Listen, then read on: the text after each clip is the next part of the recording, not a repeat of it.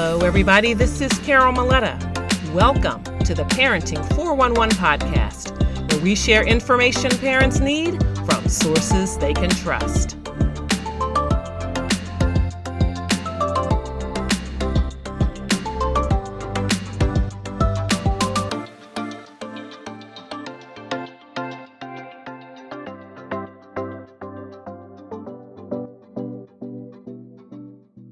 My conversation with today's guest is timely, as we have seen a dramatic increase in anxiety and depression among children and teens in recent years. These past 2 years have been particularly vexing as we have navigated the coronavirus pandemic. Young people have had to adjust to rapid changes in the daily rhythm of their lives, like transition to virtual learning, loss of social connections, isolation at home with family for extended periods. And even as we've begun to move a little more freely, the virus and its numerous variants quite literally hang in the air around us. Dr. Roxanne Daleo has been designing and delivering mindful stress reduction programs for over 25 years to a variety of learners, from preschool-age children to Nobel Prize winners in educational, clinical, and corporate settings. She's known for her wisdom, work, and wit. And Dr. Roxanne creates programs based on her firsthand experience with her colleagues who pioneered the scientifically proven mind-body program in mindfulness training as medical researchers and New York Times best-selling authors, including Harvard cardiologist Dr. Herbert Benson, author of The Relaxation Response; Dr. Joan Borisenko, author of Minding the Body, Mending the Mind; and Dr. John Kabat-Zinn, creator of the renowned mindfulness-based stress reduction and relaxation program, and author of Wherever You Go, There You Are. I believe that Dr. Roxanne Daleo has a valuable perspective to share with us today. Welcome, Dr. Roxanne Daleo. Well, thank you, Carol. Thank you for the invitation. Yes, I've been looking forward to our conversation because I know that so many children are, struggling right now, and parents really need advice on how to show up for their children and really give them what they need in this moment. So why don't we start off talking about how you began your work with children? Okay. Well, right after graduation, I was, as many of us were in those days, looking for a really good teaching job. I was interested in early childhood, anything from, preschool kids to special ed kids. And a job came up at Dartmouth Hitchcock Medical Center in the pediatric unit to direct their play therapy program. And I thought, you know what, I have transferable skills. I'm going to step right in here and see what I can do for these kids. What I didn't realize early on was that I actually had a gift of observation of children's emotions non-verbally, that I could intuitively pick up what their needs were, how they were feeling, and how to respond to them, which I then honed over the years in my education at Harvard, particularly the master's program, where I learned about the mind-body connection and how our thoughts, our attitudes, our emotions definitely affect our physiology. And what I often did on the weekends is I would go and relax with friends, and we'd climb mountains or hike around the beautiful neighborhood. And I would bring these slide programs back into the hospital on Monday morning, and I would project the slides onto the tiny isolation rooms for these children. What was really surprising was that the doctors would say, after I went in to entertain the children with music and slides and the guided cadence of my voice to lull them into a relaxed state, their bodies were responding by the blood work that was changing and promoting the immune response. I found out later that Dr. Herbert Benson, as you said, the Harvard cardiologist, had taken a very close look at what happens when people learn how to relax and how does it affect the body. Well, he brought Tibetan monks into the laboratories at Harvard to measure their blood pressure, heart rate, respiration. And what he found was that just closing the eyes and turning your attention inward can automatically bring about the beginning of a really deep relaxation. So, what I did was I translated what Herbert Benson was doing for adults into child's language, and I used the child's imagination.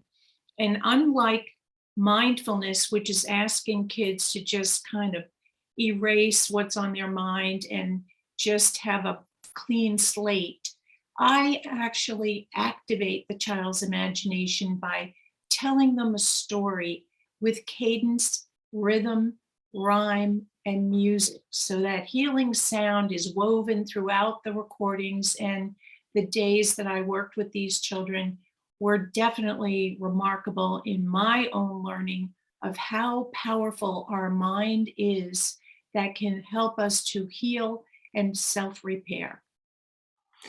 And that is such a valuable skill and just valuable knowledge to have, especially for our children.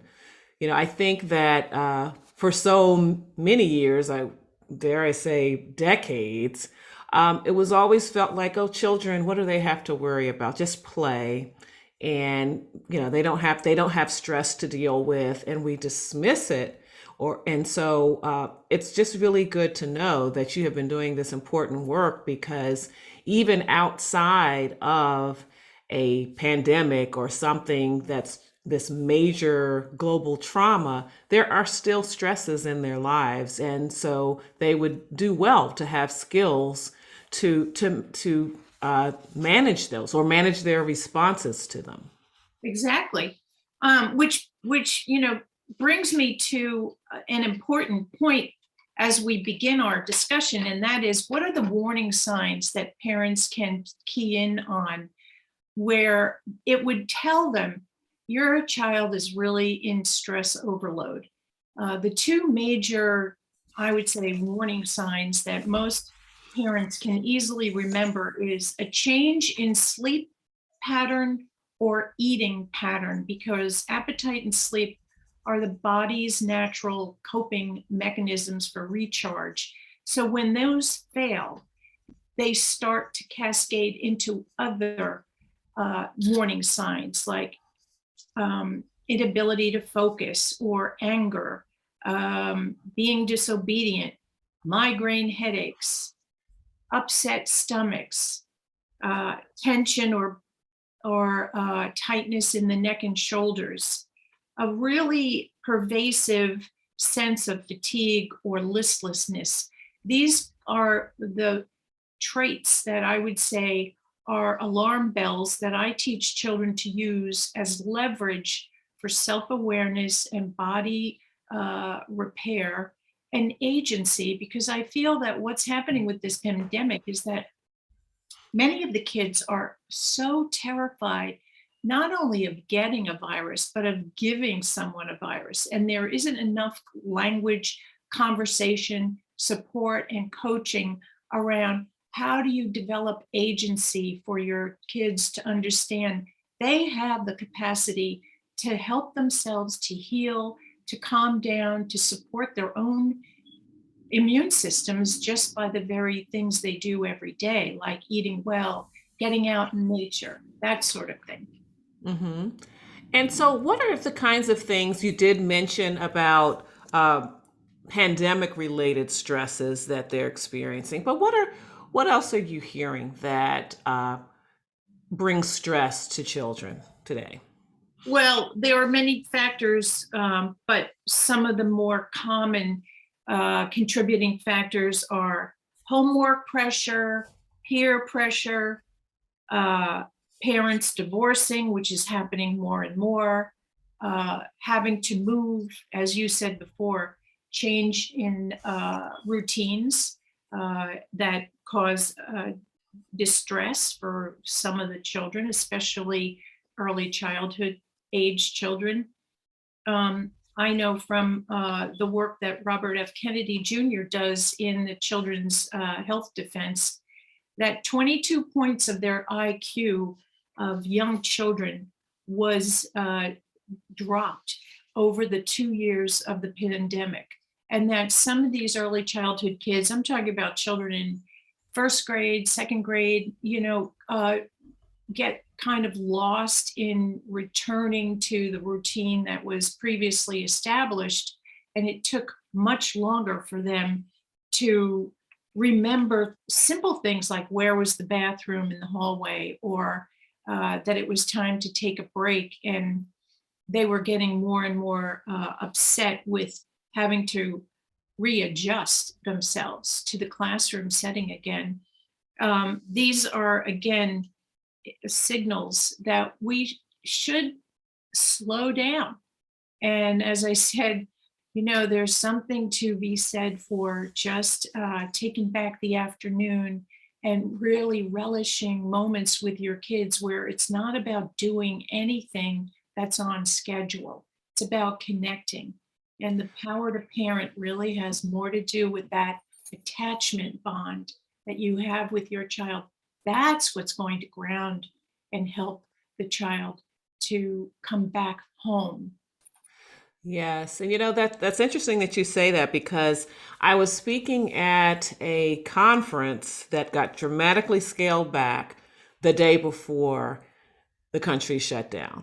Ugh. And someone had raised a question about, oh, what happens if our children are home for a few weeks?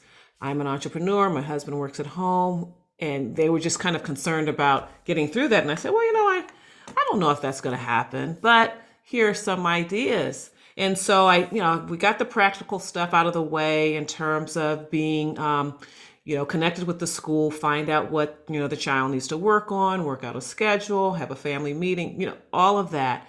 But I said, there might be a silver lining in this, because I know in the Washington, D.C. area, and I'm sure other places as well, we just go, go, go. I mean, with work and then school, and then after school, all of these extracurricular activities, and then these extracurricular activities. It's just, we're always shuttling our children around. And this might be a great opportunity to slow down, reconnect with your children, just get back to basics, teach them some life skills that you haven't had time to do.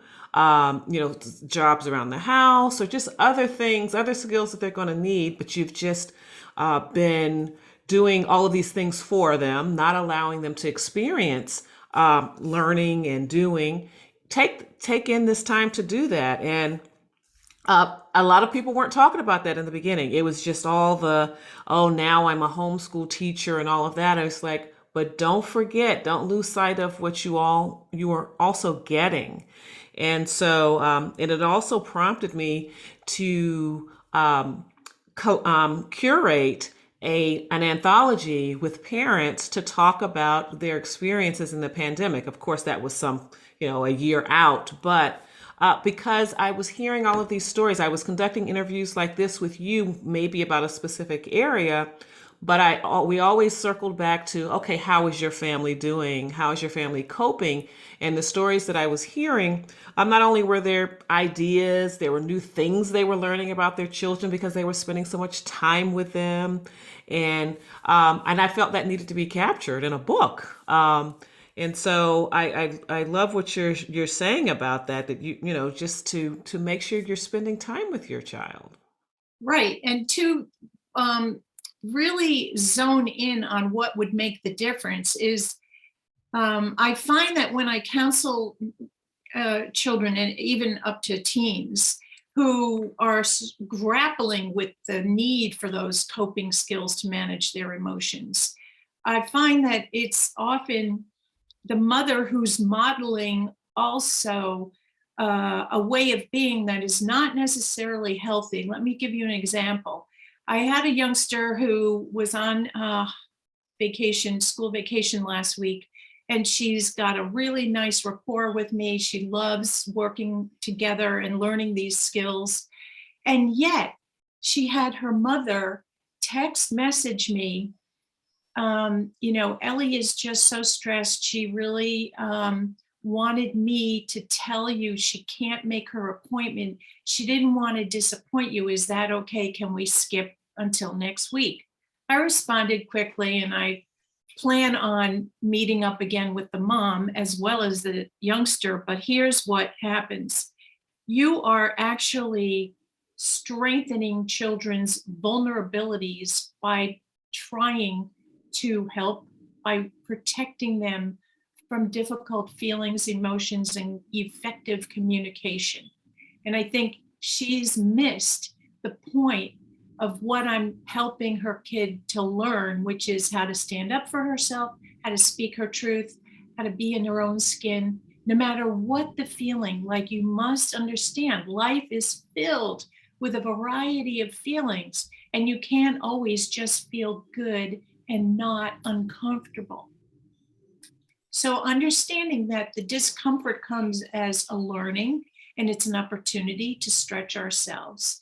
I tell parents, go out and for a hike with your kid, go shoulder to shoulder, shut off your cell phone, get into your physicality, teach the child that, hiking on the unmarked trail is an exciting way to let life unfold in front of you.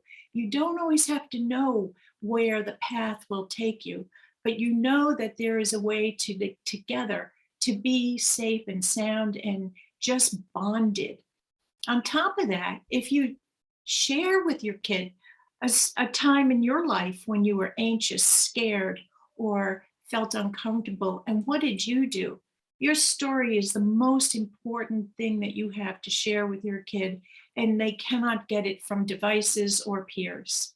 Absolutely. And when we keep ourselves so busy, we miss those moments to share such stories and insights. Um, so tell us about the research with the mind body research and the health benefits for children. Okay.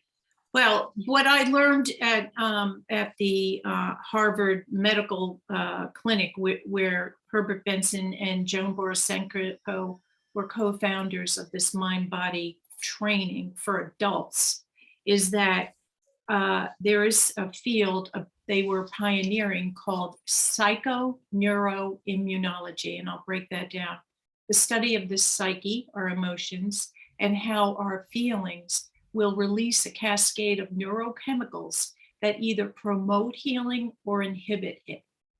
So when I was working full time at Children's Hospital in Boston, this was years after my first appointment at Dartmouth, I found that the kids who were in the bone marrow transplant rooms, who were learning how to just tolerate a very difficult treatment, could often be given opportunities by me to escape the confines of that laminar airflow room where they were isolated by using their imagination and having them learn skills where they would be using visualization and a kind of storytelling, where I would guide them through to a beautiful passage of a place that's peaceful to them, and it would translate into the physiology.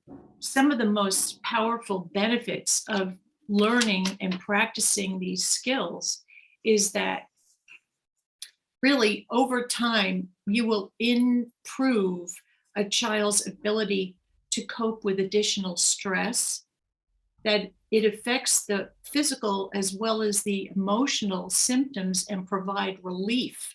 As I said, headaches, upset stomachs, all kinds of irritable bowel syndrome.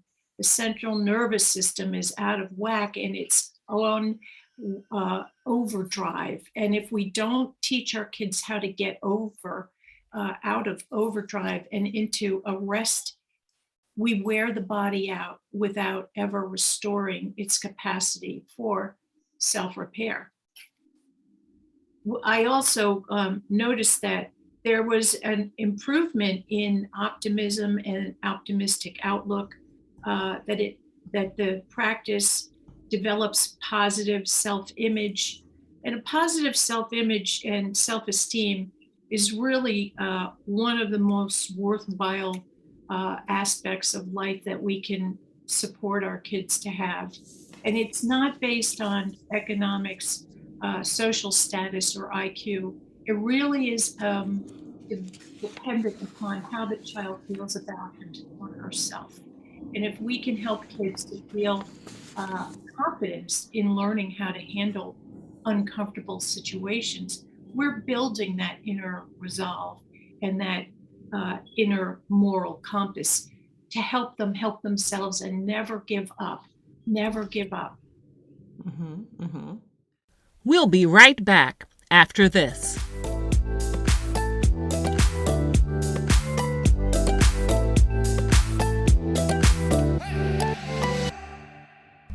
You love your kids. You do your very best for them. But sometimes it feels like it's just not enough. And you're so sure you're the only one who feels this way. The truth is, you're not alone. It is also true that there are some things you're doing quite right. And there's a community who would love to exchange ideas with you. I'm Carol Maletta, creator of the Parenting 411, a portal for parents where I share information parents need through webinars and masterclasses. And not only that, the parents there support each other on this amazing journey in the Parenting 411 community group on Facebook. I can't wait to meet you in the community.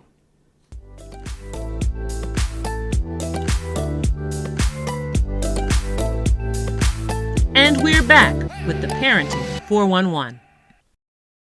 Now, do you think that mindfulness training is a viable tool to address behavior problems? And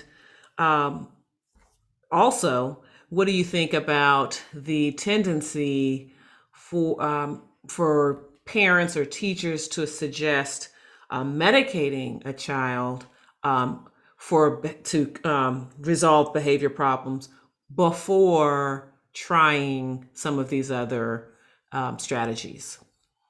Well, because I help stressed, anxious children and their parents calm down with natural methods, I definitely promote non-pharmacologic intervention, number one, because children can learn how to calm down.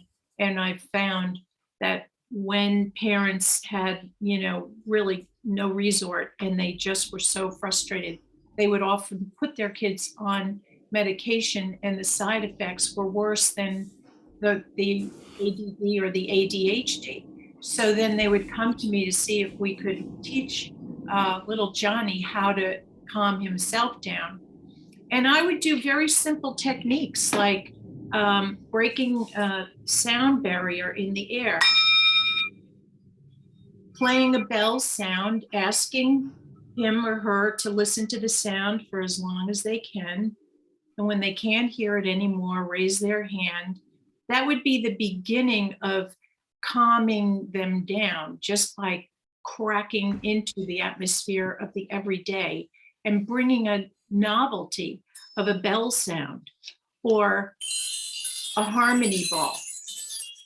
Now, what I found, and as much as I respect mindfulness for adults, I feel very strongly that guided imagery, relaxation is a much more appropriate method for helping kids to calm themselves down, because you're activating their imagination and you're helping them to understand how they can make up pictures and stories in their minds that will actually take them on a very peaceful, beautiful journey that calms the body down. So you're really asking them to learn how to talk to themselves in a way that promotes calming, self-regulation, emotional intelligence. Mm-hmm. And that's really what it's all about, that emotional intelligence. Yes, yes, yes, yes. So we go back to, that example where I say, when parents try to intervene and help the kids by speaking for them or covering for them, boy, that is the number one pet peeve I have. And when I begin to uncover that for parents, they really thank me. And this one mother said, you know what, you gave my son self-worth.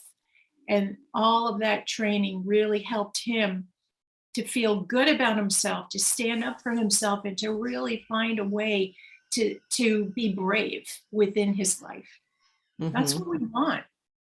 Yes, no, I absolutely agree. I can definitely remember experiences like that as well. I have twin sons who are now 22 years old, and just having them, we role play conversations that they had to have, like with their classmates, if something was going on, they didn't like the way they were being treated, or if they needed to speak with their teacher. And it paid dividends. It really did, Oh, in terms so of great. later giving them the advocacy skills that they needed in middle school and high school and beyond. Yeah, yeah. You're a rare, rare breed, I have to say. Not every parent has that kind of confidence to share, I'm not going to do it for you. You can do it for yourself. Mm-hmm. Let Mm-hmm. me help you help yourself. You need to learn how to navigate life challenges. Mm-hmm. Mm-hmm. Yeah, I don't know if you've ever heard of, have you heard of Free Spirit Publishing?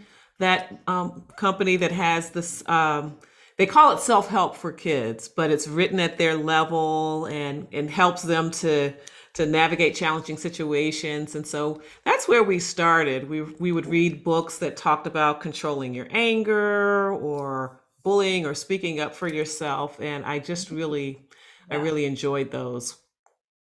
I think the danger these days, as I see it, Carol, and you tell me if you don't notice it as well, is that everybody, not only kids, everyone is getting so addicted to internet. It's really quite astonishing.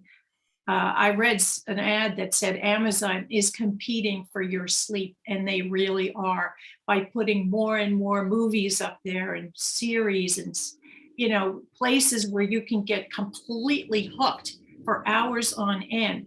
And what happens? Well, the front of the brain, which is responsible for regulating behavior and emotion, is getting jangled from all the screen time. It's called electronic screen disorder. And it actually is now a bona fide um, diagnosis. And kids are becoming more disobedient, more disrespectful, unbearable, outbursts. I mean, they're getting crazed because their uh, chemistry in the brain is releasing higher and higher levels. Well, the release of uh, the chemical that's your pleasure chemical, dopamine, is Mhm. what's happening when they're playing games and they're, blowing up people and going to the next level and the next level. And what happens is they then get so accustomed to a certain dosage that they need longer times, more playing, more violence in order to get the same fix.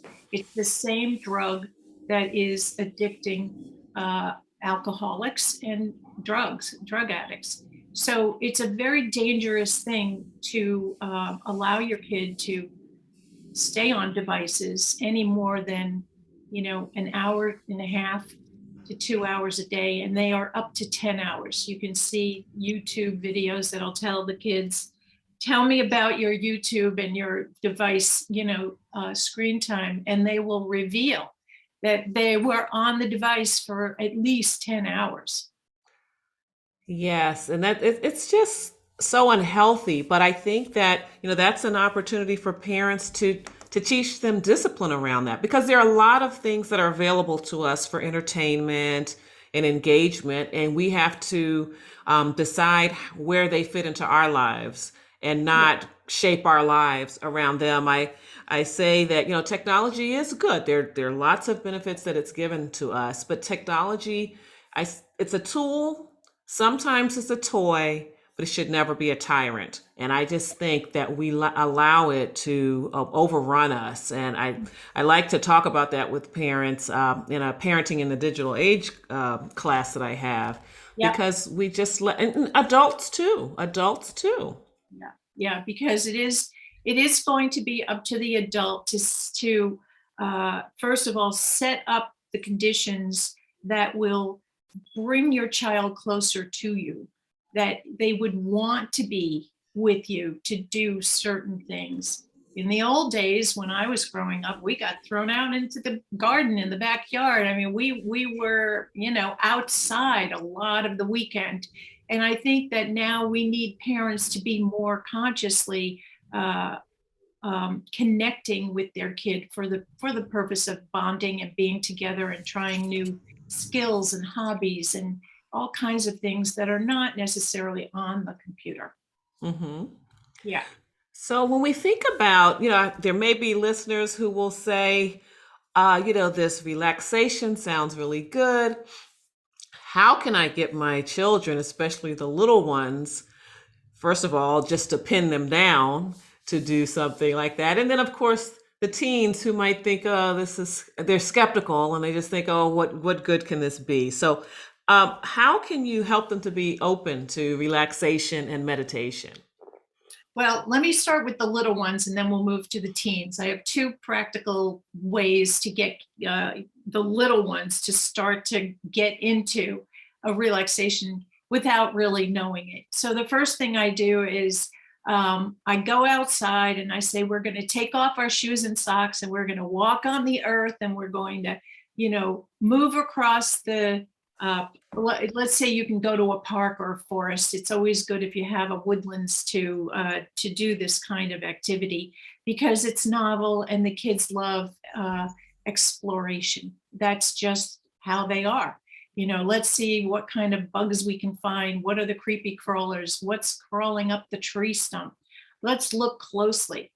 And then you can slowly move into, you know, there's a lot of energy that comes up from the roots of the tree all the way up and out to the very tippy top of the tree and out to the leaves that are the farthest away from the roots. Now, can you imagine that kind of energy? Let's see if we can feel it. So, what I do is I have them either hug the tree or turn their back onto the tree or sit at the root of the trunk and let them just tune in. And I just ask them a simple question. Okay, well, while you're sitting there, I want you to tell me what is the tree's message for you today? Now listen, listen, listen. That automatically gets them to turn their attention away from the day, bring their attention inward to their breathing without having it feel like a chore. One of the first programs I wrote for preschoolers starts with a teaching tale and a musical story because you have to capture a child's imagination where they're humming at a high frequency. They're not going to just shut down and go and take a nap. They're buzzing around, and you've got to capture their imagination at that high frequency. So the second thing that I do is say, okay, Johnny, I noticed that today you were a little bit short with your sister and that you were yelling at her. Yes, I was yelling at her. Well, come on out here. I want you to take a rock and I want you to give your anger to the rock and then throw the rock in the pond. And with all of your might, you tell that rock what you're mad at and where you can give that rough, hard feeling because the rock is hard and it can take it, but your sister can't. All right. So now you've given them a strategy that they can use to take the angry feeling out, put it somewhere tangibly, and toss it away, get it away. So these are the ways that I use the practical, I would say, creative arts with children to help them to learn new ways of coping with old problems. With the older kids, the teens, for example, I have things that I share with them that are a little more introspective. So I might have some of them, again, go out with me onto the unmarked trail and sit, with a journal and maybe some paints or colored pencils. And I say, let's ask the wildflower what gifts it has for us. Is it a medicine flower? Is it an herb? What is its property? What can it give us? What does it do? Listen carefully and see if you can't pick up what this flower is trying to tell you. What do you need for your life to calm yourself down? That's what I would do with the teens.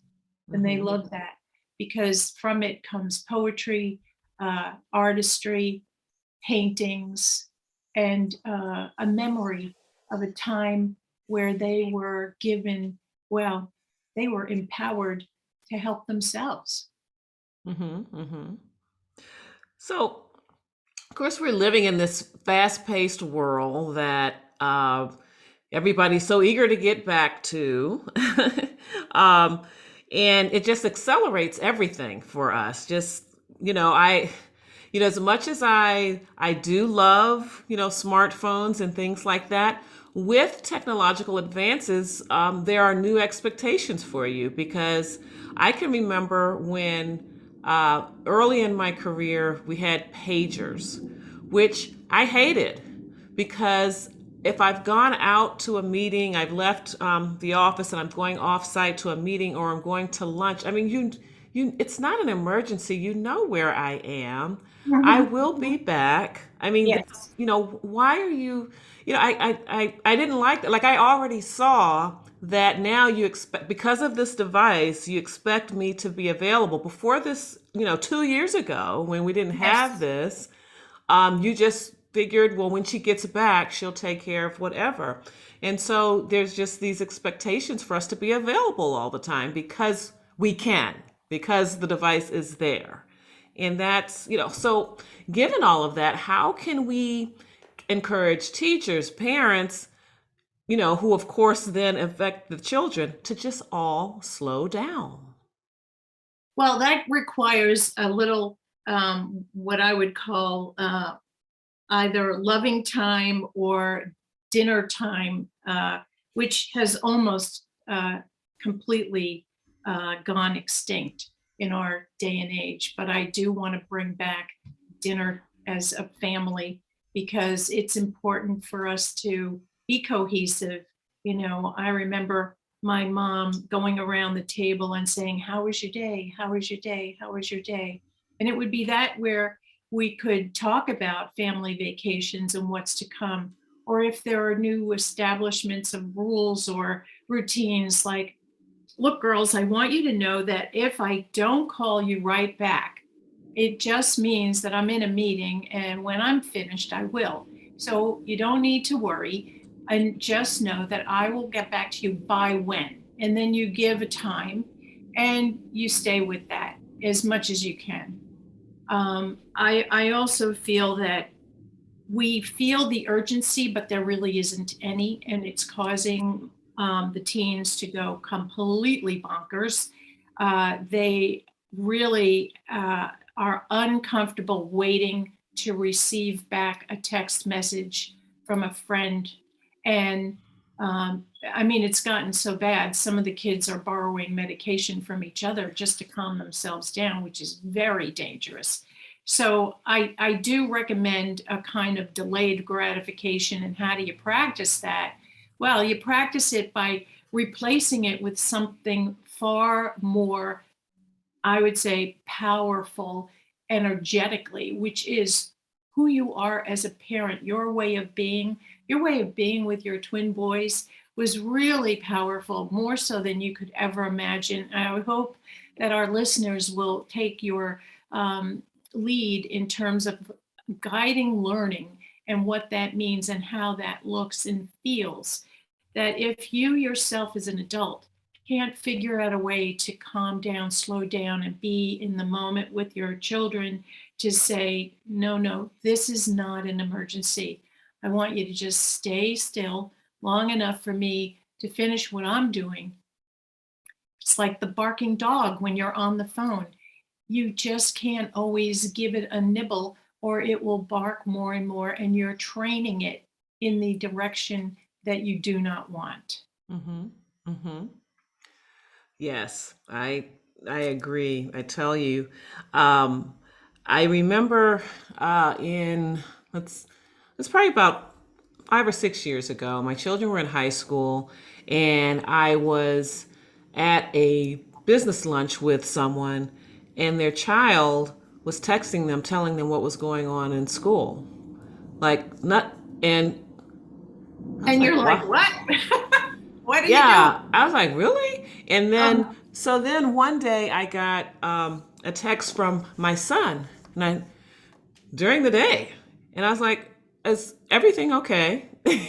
And he said, do you feel safe? He said, yes.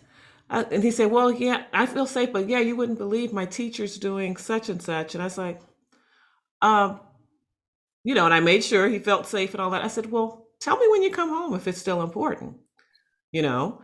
And so, and so a lot of times your children will kind of forget because it wasn't. I mean, it was okay in the moment. It's something they took in, something they experienced. And then other times, maybe not. And then there was another time when my son texted and told me that, something that it wasn't a matter of danger, but that his teacher was doing in class and talking about that wasn't appropriate. That was okay. Again, not a lot we could do in the moment. Thank you for telling me about that. Now that we definitely followed up on.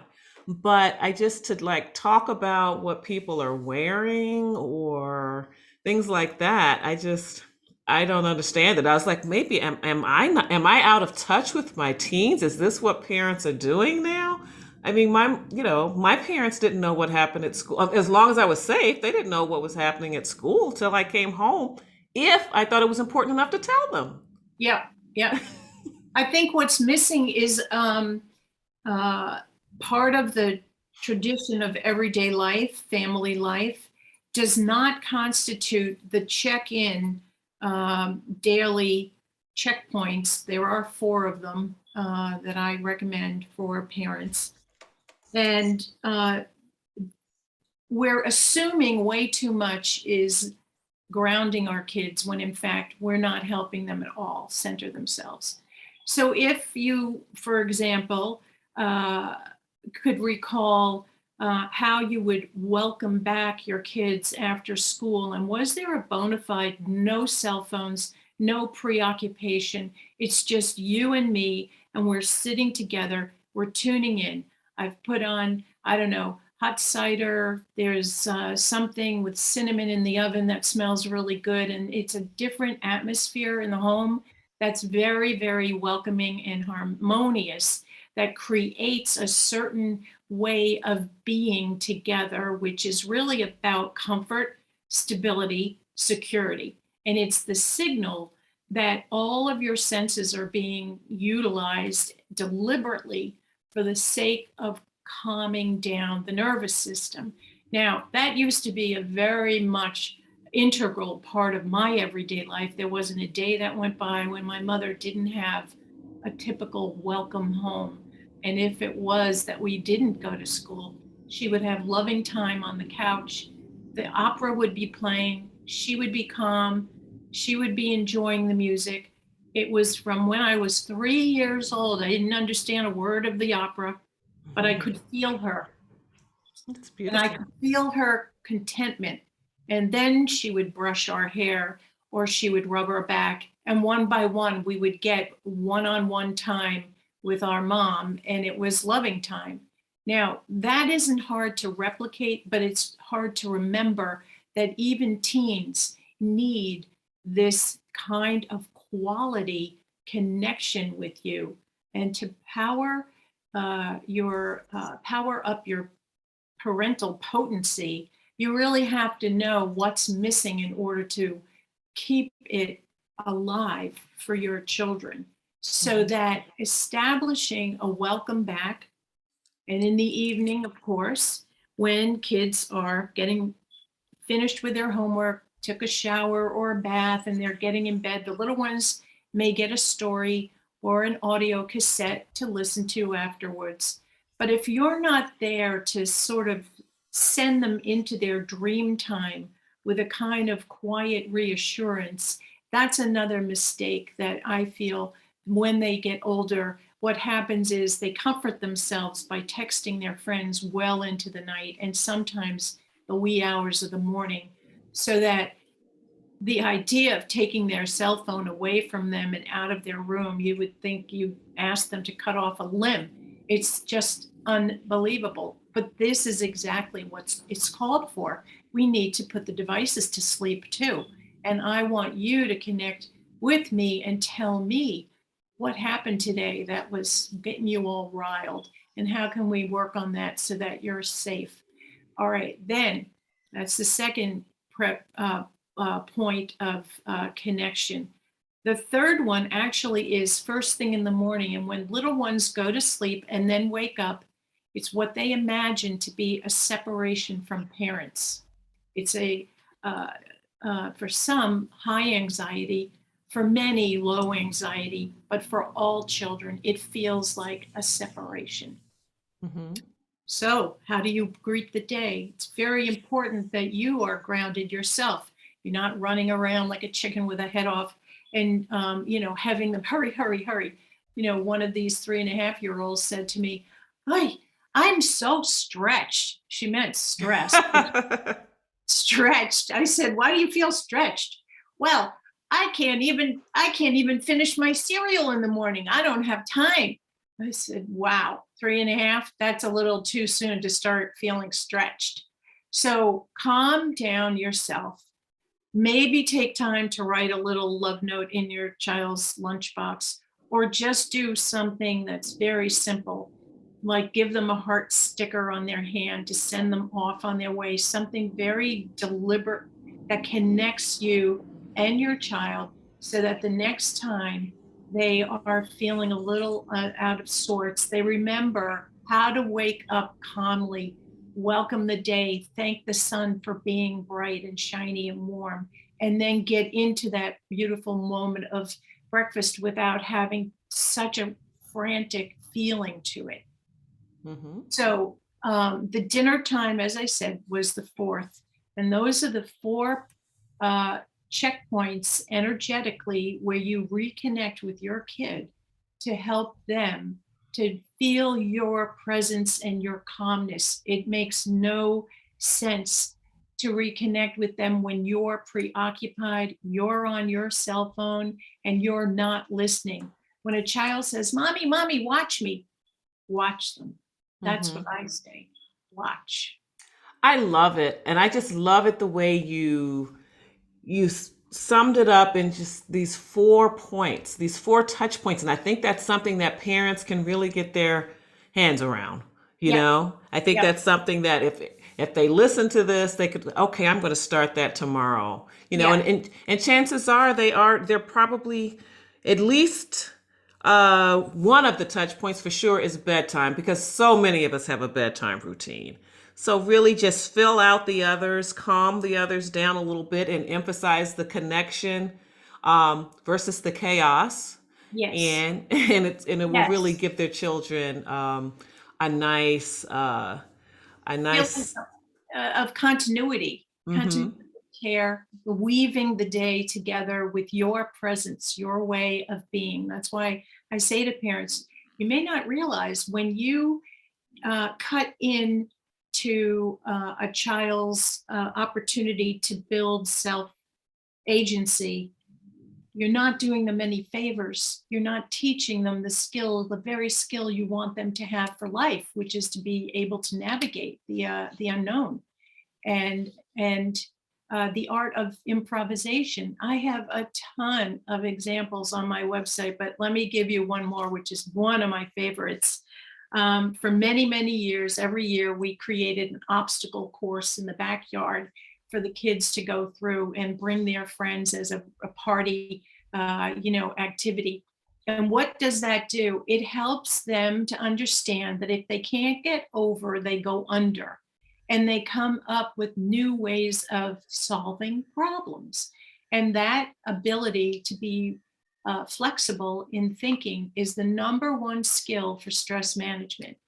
Rigid as opposed to flexible thinking is a number one skill.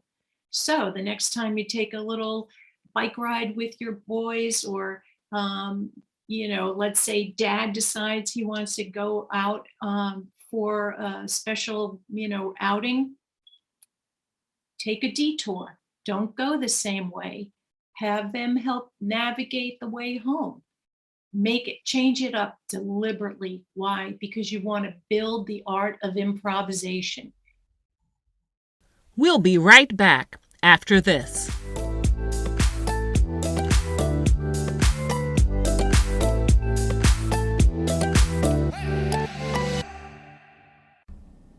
As the saying goes, mother's work is never done, except when it really is. I'm talking about my new book, Mother's Work, Pearls of Wisdom and Gems from My Journey. I share my transformation from an outmanned, overwhelmed mom of twin boys to a parenting strategist and consultant, and being honored as DC Mother of the Year by American Mothers Incorporated. In Mother's Work, I tell you about the 7 guideposts that kept me anchored as I weathered the peaks and valleys of motherhood. Grab your copy at carolmaletta.com/motherswork.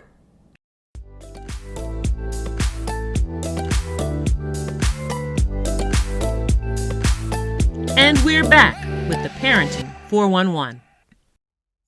I love it.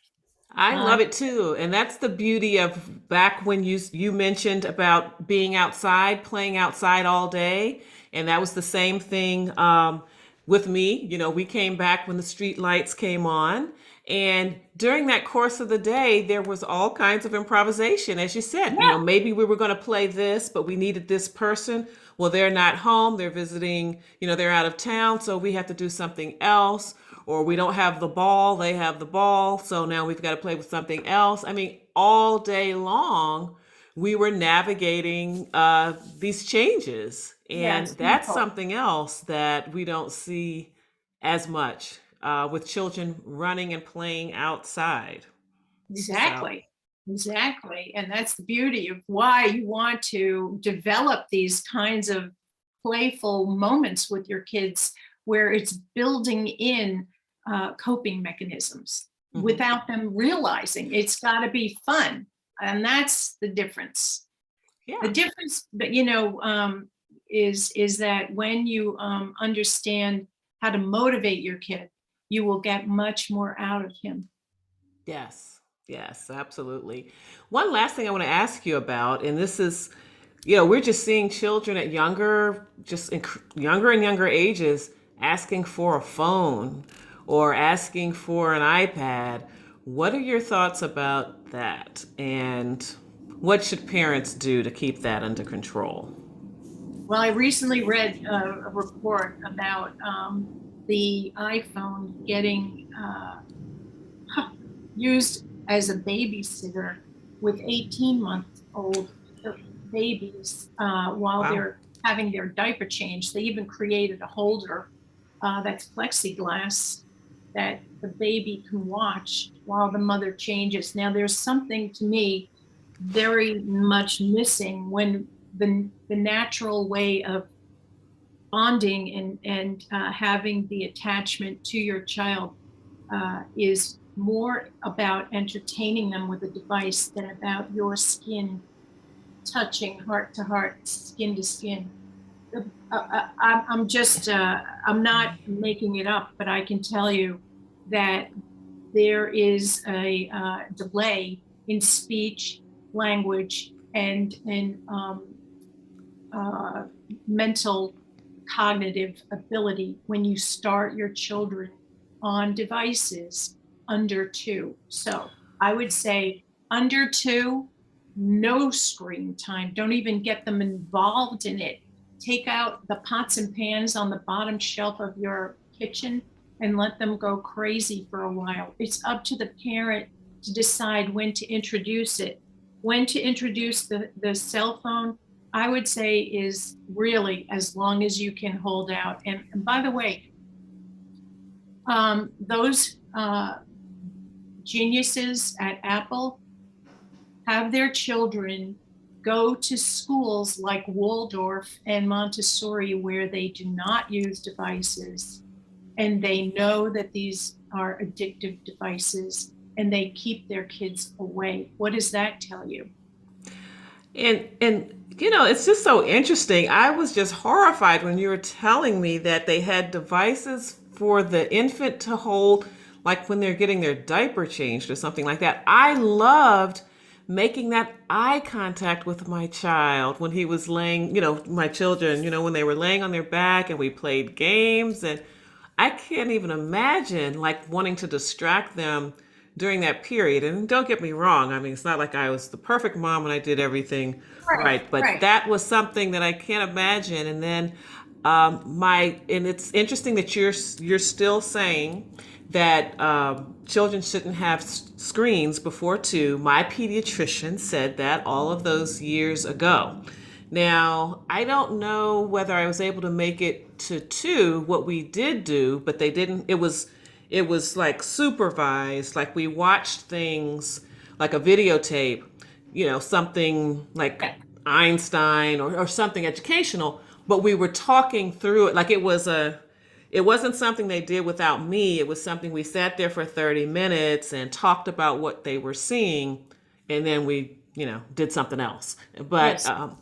Right, because what you're actually going to end up having is a child who's ill-behaved and unable to self-regulate because, as I said, through the retina of the eye, that screen is attacking and jangling the front of the brain, which is responsible for regulating emotion. So it's a very serious situation. It's not just, oh, I'm a strict parent. No, I'm telling you, this is a big, important job. And if the parents are educated, maybe they'll do better to slow down the import of every kid needs a phone. No, they don't. They really don't. And the time on it should be totally limited to, at least for kids in elementary school, no more than an hour.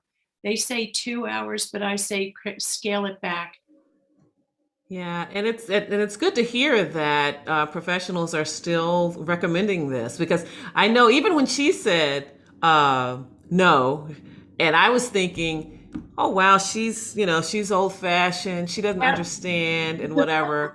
But once I started taking care of them and spending time with them and all of that stuff, I it just worked out that we didn't watch we didn't watch much, and then as a matter of fact, my TV time got cut back as well tremendously. There were just shows. There are just shows and music from those early years with them that I don't even know about. Like there's some artists that are famous today, and I'm like, where did they even come from? Like I don't even know. I don't even know any of their earlier work, because you just have to change. You have to moderate for the good of the children. You just have to make some changes and some sacrifices. So I have really enjoyed this conversation. How can listeners follow your work, whether it's on social media or your website? Yes, I do have some free gifts on the website for those parents who are really eager to get some hands-on practical ideas. And that is at drroxannedaleo.com, DrRoxannedaleo.com. And you can go there, and on the contact page, you can ask me anything. There is a stress proof your child report that you get when you come in, and lots of blog posts and very practical skills in teaching kids how to calm themselves down. Okay. And what's next for you? Any programs or I've anything? got YouTube. YouTube's coming up, helping children help themselves. I have an upcoming book that if anyone is interested, you can contact me. I don't have the date yet, but working on the details right now. And I'm always open to coaching parents or helping to support them with practical strategies and tactics that they can use for their kids. Thank you. Thank you so much. And thank you, everyone who is listening today. And I encourage you to follow Dr. Roxanne Daleo. She has some brilliant information as you've heard so far. And this summer we are celebrating the 1 year anniversary of the release of my mini motherhood memoir, Mother's Work, Pearls of Wisdom and Gems for My Journey. And you can learn more about it at carolmaletta.com/Mother's Work. As always, I ask that you follow me at Facebook, Instagram, Twitter, and YouTube at The Parenting 411. And remember that it is never too late to be the parent that you want to be.